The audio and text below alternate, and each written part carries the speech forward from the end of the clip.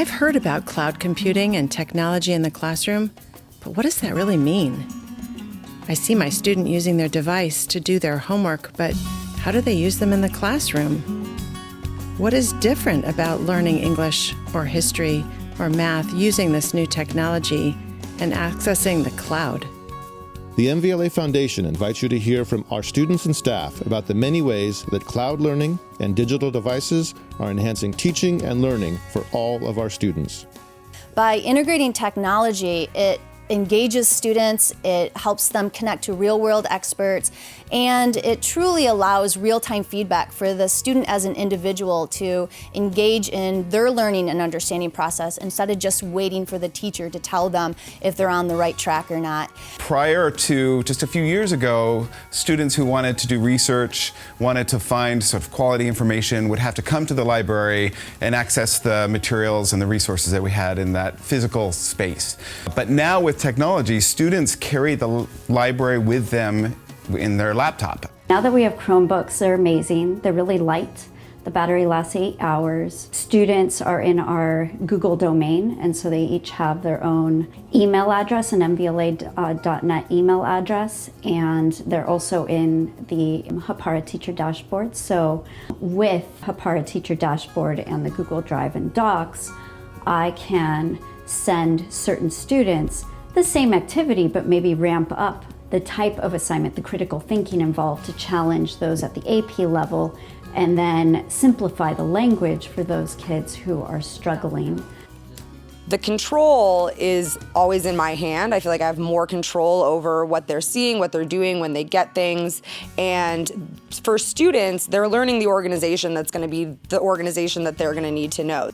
It's pretty unlikely that they'll be using big binders in college, and being able to talk about that stuff in the classroom and build that in as a natural part of what we're doing is important for students to be prepared for these new organizational skills. And the Chromebooks are there to support students that need a little more of a notes outline or need to be able to look up a word while I'm giving a lecture because they're not sure what homeostasis means, even though we're using it, helping them understand that it's totally okay not to know, and then empowering them to look it up for themselves. I think it makes students feel more comfortable and more safe. I can see in real time who's struggling with a concept and who gets it. So the person who's struggling with a concept can get face one-on-one time with me, which didn't happen last year. I was up at the board a lot and I was trying to get everyone to understand, but I didn't get that immediate feedback about who really needed the help, who really needed some extra time with me. 18 out of 20 of my students in my first period class used those Chromebooks that were given to us by the foundation. And if they didn't have it, my curriculum, bring your own device, wouldn't work. It democratizes the classroom. Right? Every voice gets heard immediately. Even if you're repeating the idea of someone else, you did it independently.